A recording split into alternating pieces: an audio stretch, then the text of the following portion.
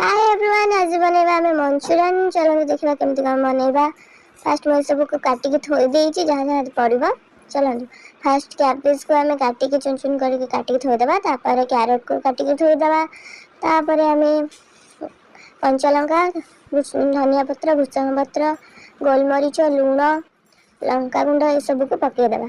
तापर आम पकईदेबा टिके मैदा, टिके कॉर्नफ्लोर ये सब को। तापर पकईदेबा आम सोया सॉस, टिके फूड कलर पकईदेबा, टिके बेकिंग सोडा पकईदेबा। ये सब को भलसे गोलैदेबा और छोट छोट गोल करके आम तेल में छाणीदेबा।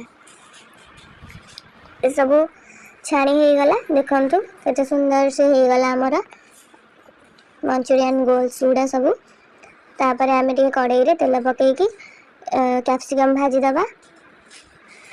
तापर आमर टिके कैबेज को काटिकी पकईदेबा, टिके लंका गुंड पकईदेबा। आ हाँ, मोर टिके अदा और कंचा लंका भाजबार थिला, मोर मन नथिला तो मु एटा को पछरे टिके भाजीदेली, टिके साइड करदेली। अदा कंचा लंका को भाजीदेली। एटा फास्ट करबा कथा थिला, ओ छाड़ जा गला। तापर पुणी टिके विनेगार पकईदेबा, टिके सोया सॉस पकईदेबा, टमाटो सॉस टिके पकईदेबा, चिली सॉस टिके पकईदेबा। ए सब को भलसे मिसईदेबा। तापर टिके कॉर्नफ्लोर पानी टिके कॉर्नफ्लोर टिके आनिकी ताको पानिया पानिया करके ढाळीदेबा।